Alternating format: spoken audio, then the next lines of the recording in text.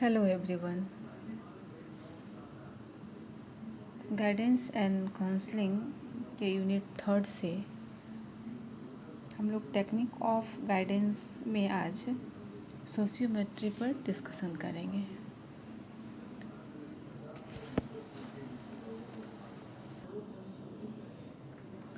समाजमितीय से व्यक्तियों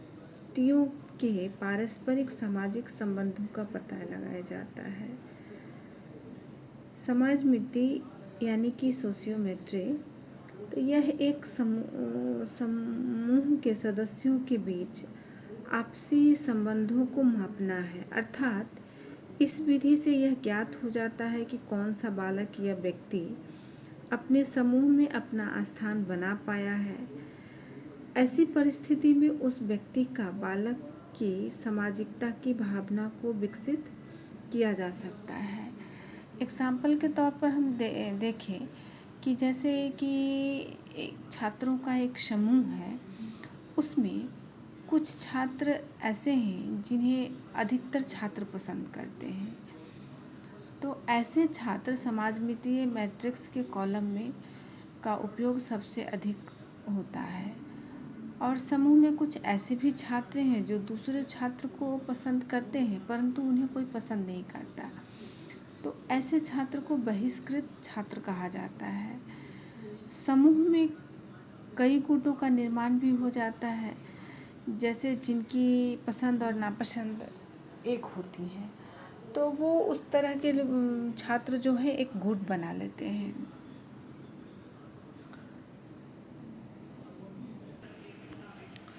तो समाजमिति की विधियों के प्रकार,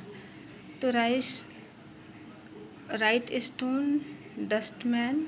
और रॉबिन्सन ने समाजमिति की निम्नलिखित 3 विधियों का उल्लेख किया, जिसमें कि पहला उन्होंने कहा कि किसी एक व्यक्ति से यह पूछा जा सकता है कि वह अपने समूह में से कितने व्यक्तियों के साथ एक दिए हुए मापदंड के आधार पर रहना पसंद करेगा। जैसे कि कुछ क्राइटेरिया डाल दिया गया कि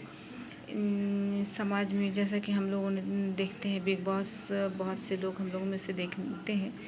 तो उसमें कुछ नियम कानून बना दिए गए हैं और कुछ लोगों को एक साथ रख दिया गया है। तो फिर उसमें उसके अनुसार कौन कौन व्यक्ति समूह में रह रहे हैं, कैसे रह रहे हैं, एक दूसरे को कैसे पसंद करते हैं, तो उसी के अनुसार जैसे यहाँ भी कह रहा है कि किसी एक व्यक्ति से ये पूछा जा सकता है कि वह अपने समूह में कितने व्यक्तियों के साथ एक दिए हुए मापदंड पर रहना पसंद करेगा। तो उस जैसे कि उस हाउस में जितने लोग हैं उसमें एक व्यक्ति उसमें रहने वाले कितने आदमियों को पसंद करता है और किन किन व्यक्तियों के साथ वह जो नियम कानून बनाए गए हैं उसके एक पालन करते हुए वो उनके साथ रह सकता है। पहला क्राइटेरिया है इसका। दूसरा कि किसी एक व्यक्ति को अपने वर्ग के सभी सदस्यों का एक पूर्व निर्धारित मान के अनुसार क्रम निर्धारित करने के लिए कहा जाएगा।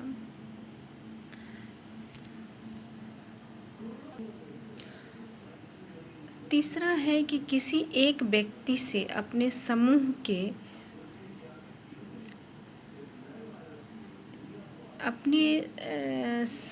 के ऐसे सदस्यों को चुनने के लिए कहा जाए जिसमें कुछ विशेषताएं दिखाई देती हों। तो एक में सेकेंड वाले में कह रहा है कि पूर्व निर्धारित मान के अनुसार क्रम निर्धारित करने के लिए कहा जाए,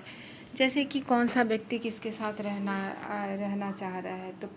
एक व्यक्ति कितने व्यक्तियों को पसंद कर रहा है और सबसे ज़्यादा कौन सा व्यक्ति पसंद किया जा रहा है, इसके अकॉर्डिंग एक क्रम की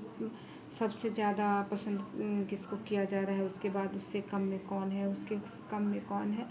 क्रमबद्ध रूप में इसको सजाया जाए।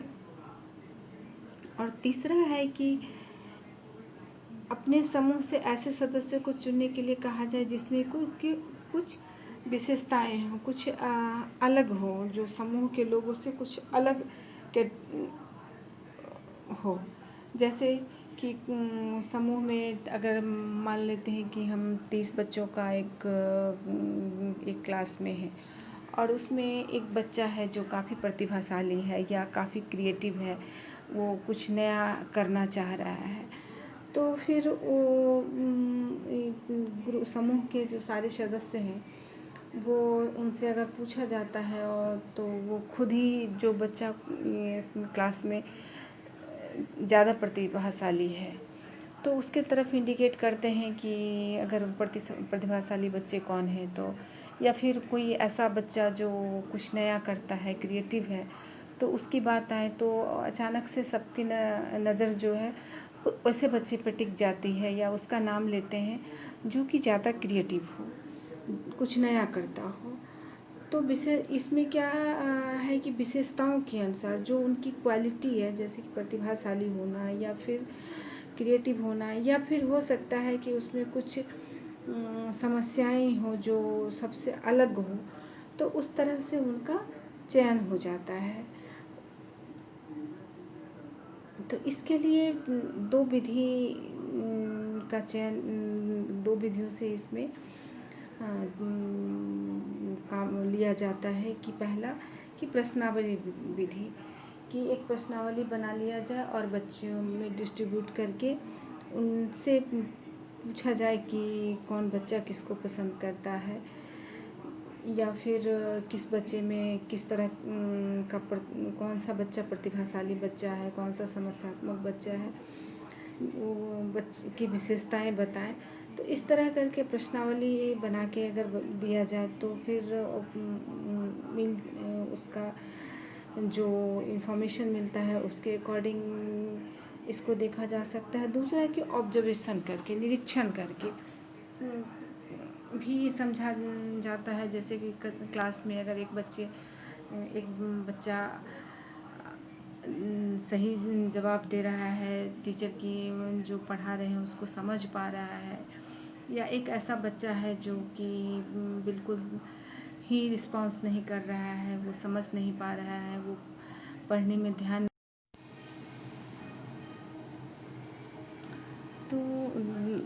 नहीं लगा पा रहा हो, तो इस परिस्थिति में ऑब्जर्व करके बच्चे को पहचाना जा सकता है। अतः जो हम लोगों ने अभी देखा कि समाज मित्र क्या है और किस तरह बच्चों को उससे समझा जा सकता है कि कौन से बच्चे समस्यात्मक है या कौन से बच्चे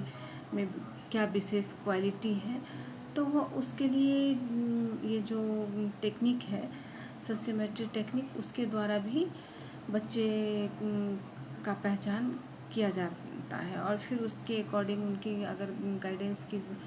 आवश्यकता महसूस होने पर गाइडेंस प्रोग्राम दिया जाता है। अगर बच्चे से संबंधित इन्फॉर्मेशन मिलने के बाद। तो आज हम लोगों ने समाज मित्र को देखा जो कि गाइडेंस, टेक्निक ऑफ गाइडेंस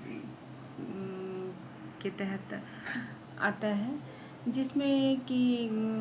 इस टेक्निक से बच्चों का इन्फॉर्मेशन कलेक्ट किया जाता है, जिससे बच्चों से संबंधित उनके पसंद, उनकी क्या क्वालिटी है, उनकी क्या एजुकेशनल